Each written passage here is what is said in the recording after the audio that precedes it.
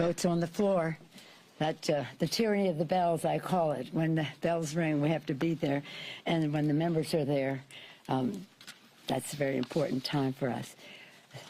Sadly, this week was marked by the great tragedy of our losing our brave men and women in uniform when they were killed in a terror attack in Syria.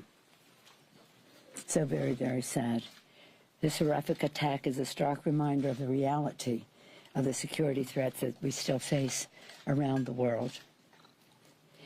Later today, we'll hold a vote on the administration's termination of sanctions against companies controlled by Russian oligarch Oleg Deripaska.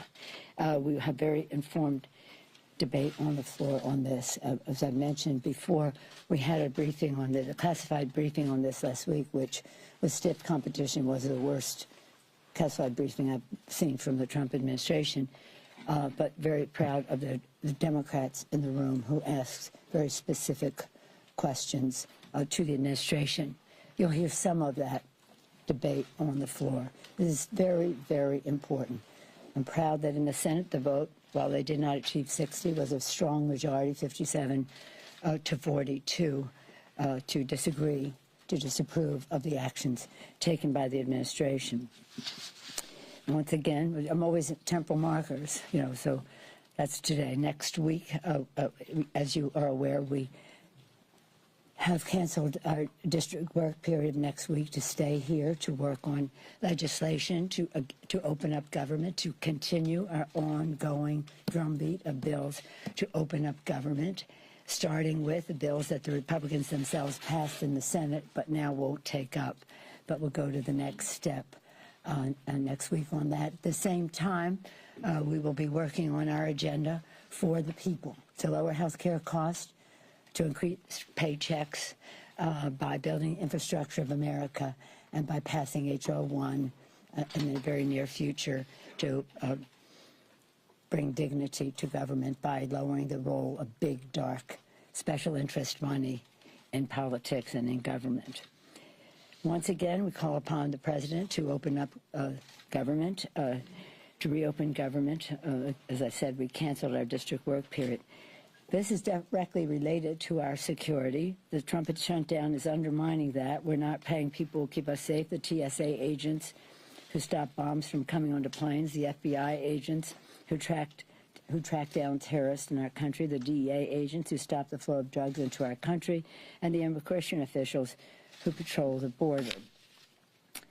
This senseless shutdown is inflicting great pain in every part of our country. Every day the impact spread, reaching the lives of hardworking Americans in every corner of the country. I'm particularly concerned about the United Mine Workers of America. They spend a good deal of time in my office because I do believe we owe them so much, even though I'm not a big supporter of coal. I am a big supporter of the coal miners and their health and retirement benefits. Yesterday, I heard from the United Mine Workers of America who warned that reimbursements of health care providers are not being processed, which will lead to the service shortages that jeopardize the health care of 35,000 mine workers if the shutdown continues.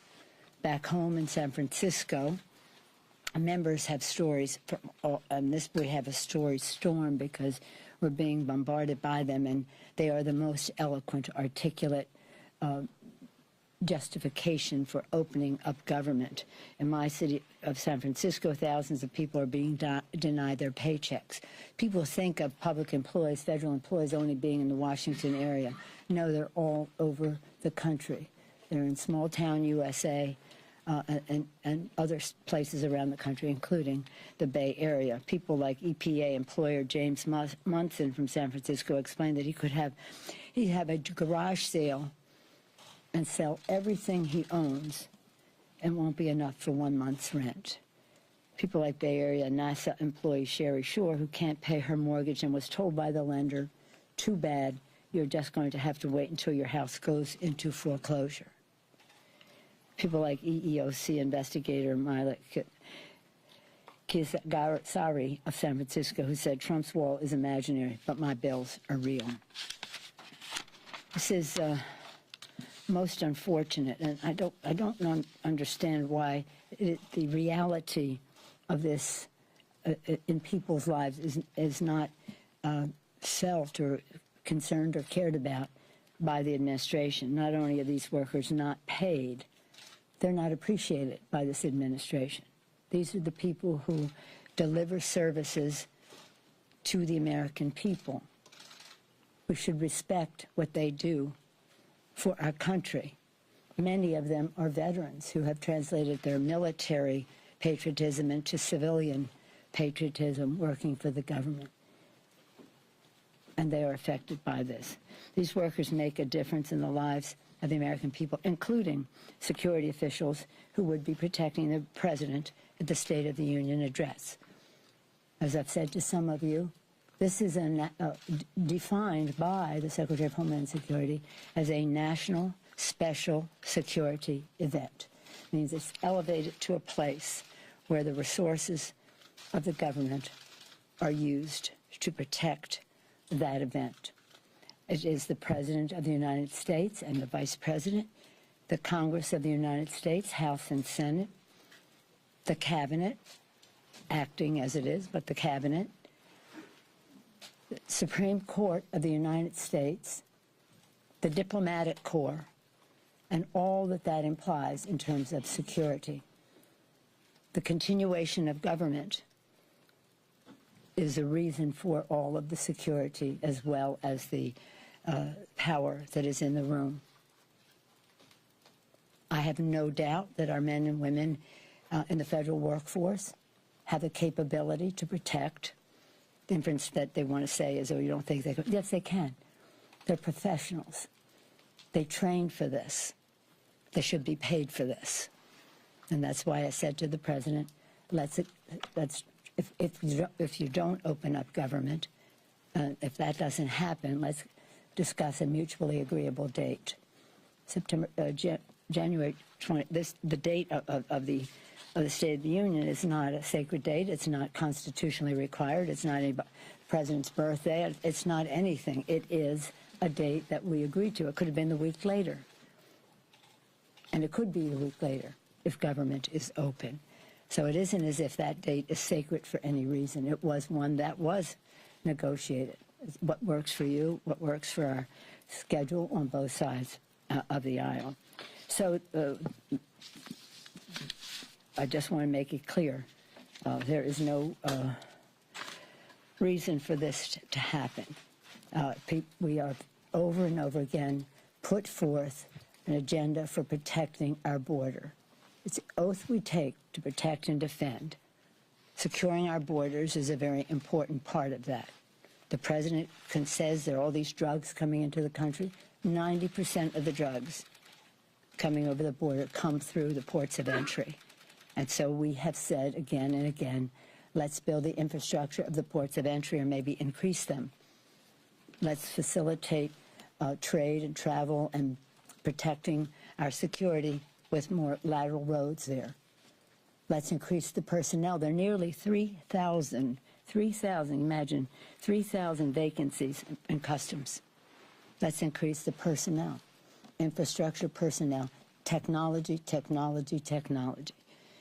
For several $100 million, we have, there's the capability to scan the cars for drugs, guns, contraband. Technology is there. The will is there. I think there's bipartisan agreement that we should be doing that and to use other technology to protect the border in other ways. The president says the only way to do it is with a wall. That's a debate that we have, but it was no debate that we all agree that protecting our border is a responsibility we have, and that has always been the case. Again, we must respect our workers, protect our borders, and reopen government immediately. Any questions? Speaker Pelosi. Yeah. Republicans. You're going to ask me again? Have we heard from the White House? No, I will not. Republicans have talked quite a bit about the comments that you made about saying you would only spend $1 for the wall. This idea of open up the government first, then negotiate. But it's a silly question. With all due respect, that's a silly comment on the part of the Republicans. They're desperate. They know we have to open up government. They know. Were you the one who asked me, or was it Chad? One of you asked, would you spend $1? I said, yeah, I'll spend $1. But that is not the point, and they know that's not the point. So let's not glorify a silly question on their part. But do you need to express more willingness to negotiate on that figure for Republicans to get past this? I'm not for a wall. I'm not for a wall. I'm not for a wall. Yes. Secretary of Homeland Security has said that they could secure the State of the Union. So aren't you just trying to deny the president a platform? No, I'm not denying the platform at all. We're saying let's get a date when government is open. Let's pay the employees. Maybe he thinks it's okay not to pay people who do work. I don't. And my caucus doesn't either. And before I issued the letter, I consulted with the chair now of the Homeland Security Committee, Mr. Benny Thompson, about he has oversight of that committee and has worked very hard and long on issues that relate to domestic security and domestic terrorism. And he agrees that we should go forward in this way. It isn't a question of are they professional enough? Why'd we even take it there? The question is they should be paid. And as the secretary of any agency, that person should be advocating for her employees to be paid instead of saying it's okay for them to work without pay. Yes, ma'am. Ms. Nancy. If the president comes back to you and says, no, I want to give the State of the Union at the Capitol on the date we agreed to, what will you do then? Will you allow it to go forward? We'll cross that bridge when we come to it. But we haven't heard, very silent, more than 24 hours to your question that you ask me every time I step out of the office. Have you heard? No, we haven't heard yet. Yes, Chad. Thank you, Madam Speaker. What about the idea, I know you have concerns about the security, but considering how everybody is so amped up on both sides now about this shutdown, the president is amped up that by not doing this at this stage, this is really an effort that might be healthy to lower the temperature, that nothing good could potentially come from that scene in the chamber. Members might not be respectful. The president might not be respectful of you. Are you concerned about that? That's probably true. Are you concerned about the temperature getting too high in that No, I'm concerned about people not having paychecks in their homes. Have you heard the stories of people, that young woman who was on two newlyweds, she came home, she was sick, she's diabetic, she had 3 vials left. She didn't know what she was going to do. She thought hopefully the government would open again. It didn't, so she's not taking insulin that she needed for her diabetes. And she even said sometimes when she would go to sleep, she thought it would be easier not to wake up because she didn't take her medicine than to face the fact that she wasn't having a paycheck and couldn't afford her medicine. The father who had a child who was born and needed an operation but couldn't get onto the health insurance program because government was shut down. The list goes on and on. That's the heat that we want to lower, the heat in the lives of the American people, to convey. There's a story storm that is going on all over the country, and we want to convey the reality of this cruel policy in the lives of these workers. And it's not just, although that's a stunning number, 800,000, we care about that statistic, but we care about each and every family that is affected. And it goes beyond those employees into our economy. The economists, even the president's own people, are saying that that GDP will not grow as long as this shutdown is there. And that means that the president's insistence is a luxury the country, insistence on the wall is a luxury the country can no longer afford. Madam Speaker, Based on your concerns, ma'am, don't you as Speaker of the House have an obligation to be at the negotiating table? We have gone to, what negotiating table are we not at? The last one we went to, I think, was a setup where the president pounded as he gave himself leverage to leave the room. But no, we're at the negotiating table, and I've never discouraged anybody from not accepting an invitation from the President of the United States, and some of our folks were there yesterday. So I don't know which meeting you're talking about that we're not at. Well, there don't appear to be any active talks, and so if Congress has the power of the purse, couldn't you just say, fine, I'll give you some money for border security, here's how you're going to use it? Well, that's what we have been saying. Perhaps you missed it, and perhaps we weren't clear enough, so I'll take responsibility for that. But let me go into it again. 90% of the drugs and many of the asylum seekers coming into the United States come through the ports of entry.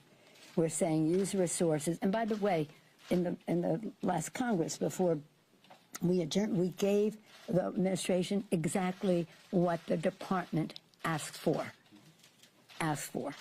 and passed in the Senate. And we, so when you say, why aren't you negotiating?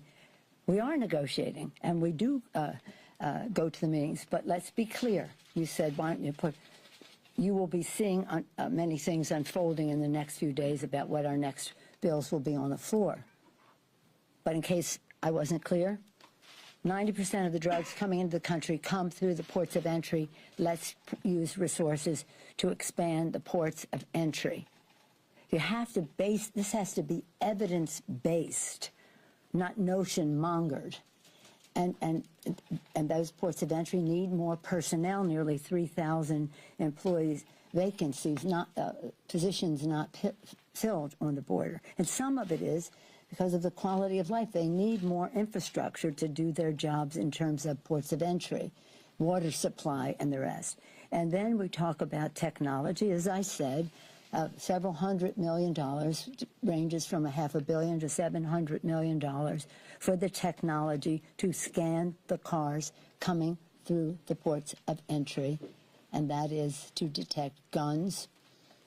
It's like an electronic dog almost to detect drugs, guns, and other contraband. You're using other technology, other places along the border, and to do so in a way. So it's about infrastructure, it's about some roads to go with it to facilitate trade, immigration, first and foremost, our security, and to do so in a way that honors our values. I don't know if I have this here. I just saw a poll that said, which was interesting because it said, do you think, what was the question? Was George here? Do you think that, do you think that the wall is consistent with our values? Or is it like 51% said no, and 42 or something like that said yes? So this is about who we are as a country, that we're able to protect our borders, our people,